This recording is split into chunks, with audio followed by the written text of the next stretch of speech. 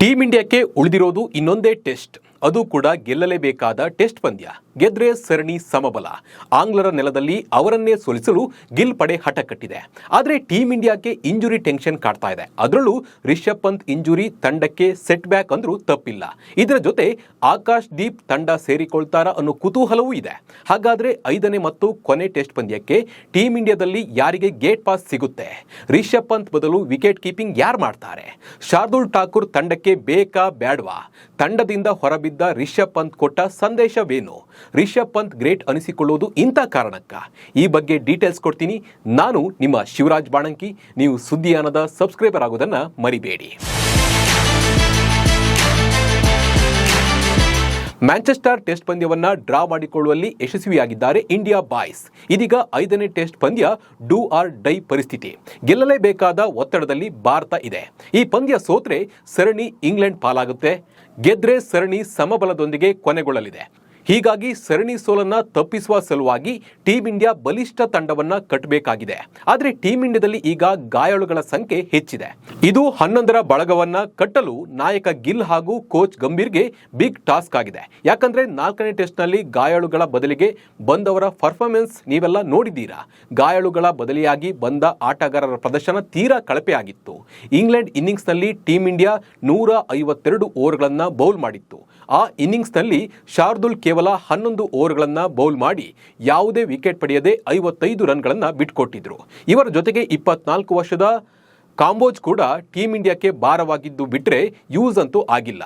ಚೊಚ್ಚಲ ಟೆಸ್ಟ್ ಪಂದ್ಯದಲ್ಲೇ ಅವರ ಸರಾಸರಿ ವೇಗ 129 ಆಗಿತ್ತು. ಇದು ಟೀಮ್ ಇಂಡಿಯಾದ ಬೌಲಿಂಗ್ ವಿಭಾಗಕ್ಕೆ ಮತ್ತೊಂದು ಕೆಟ್ಟ ಹೊಡೆತ ಕೊಟ್ಟಿತ್ತು. ಹೀಗಾಗಿ ಈ ಬಾರಿ ಟೀಮ್ನಿಂದ ಶಾರ್ದೂಲ್ ಮತ್ತು ಕಾಂಬೋಜ್ಗೆ ಗೇಟ್ ಪಾಸ್ ಸಿಗೋದಂತೂ ಫಿಕ್ಸ್. ಕಾಲು ಬೆರಳಿನ ಫ್ರಾಕ್ಚರ್ನಿಂದ ರಿಷಬ್ ಪಂತ್ ಕೂಡ ಮೇಜರ್ ಇಂಜುರಿಗೆ ಒಳಗಾಗಿದ್ದಾರೆ. ಹೀಗಾಗಿ ಪಂತ್ ಈಗಾಗಲೇ ಸರಣಿಯಿಂದ ಹೊರಗುಳಿದಿದ್ದಾರೆ.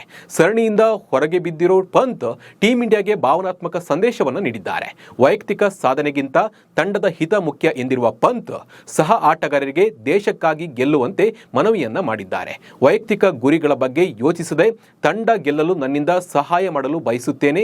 ಇಂಥ ಸಮಯದಲ್ಲಿ ನನ್ನ ಎಲ್ಲ ಸಹ ಆಟಗಾರರು ನನ್ನ ಬೆಂಬಲಕ್ಕೆ ನಿಂತಿರುವುದು ಒಳ್ಳೆಯದು. ದೇಶಕ್ಕಾಗಿ ಆಡುವಾಗ ಒತ್ತಡದಲ್ಲಿದ್ದಾಗಲೂ ಎಲ್ಲರೂ ತಂಡವನ್ನ ಬೆಂಬಲಿಸುತ್ತಾರೆ.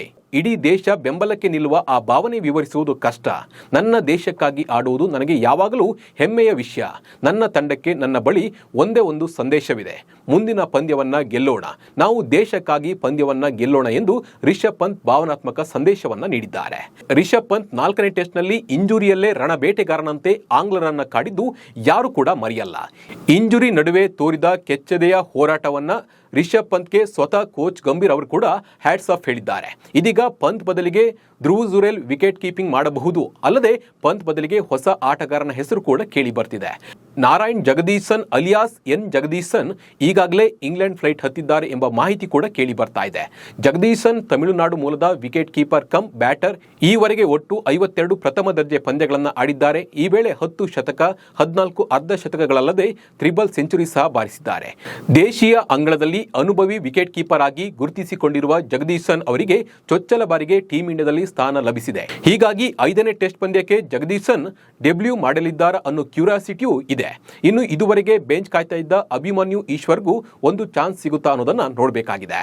ಎಡ್ಜ್ಬಾಸ್ಟನ್ ಟೆಸ್ಟ್ನಲ್ಲಿ ಮಿಂಚಿದ್ದ ಬೌಲರ್ ಆಕಾಶ್ ದೀಪ್ ಫಿಟ್ ಆಗಿದ್ದು ತಂಡಕ್ಕೆ ಪ್ಲಸ್ ಆಗಿದೆ. ಜೊತೆಗೆ ಅರ್ಶ್ದೀಪ್ ಸಿಂಗ್ ಕೂಡ ಕೈಗಾಯದಿಂದ ಚೇತರಿಸಿಕೊಂಡಿದ್ದಾರೆ. ಇದರ ಜೊತೆಗೆ ಕನ್ನಡಿಗ ಕರುಣ್ ನಾಯರ್ಗೂ ಒಂದು ಚಾನ್ಸ್ ಸಿಗಬಹುದು ಅಂತಾನೂ ಹೇಳಲಾಗ್ತಾ ಇದೆ. ಅದೇನೇ ಇರಲಿ, ಇಂಜುರಿ ಟೆನ್ಷನ್ನಲ್ಲಿದ್ದ ತಂಡಕ್ಕೆ 4ನೇ ಟೆಸ್ಟ್ನಿಂದ ಹೊರಗುಳಿದವರು ಫಿಟ್ ಆಗಿರೋದು ಸ್ವಲ್ಪ ರಿಲೀಫ್ ಕೊಟ್ಟಿದೆ. ನಮಸ್ಕಾರ.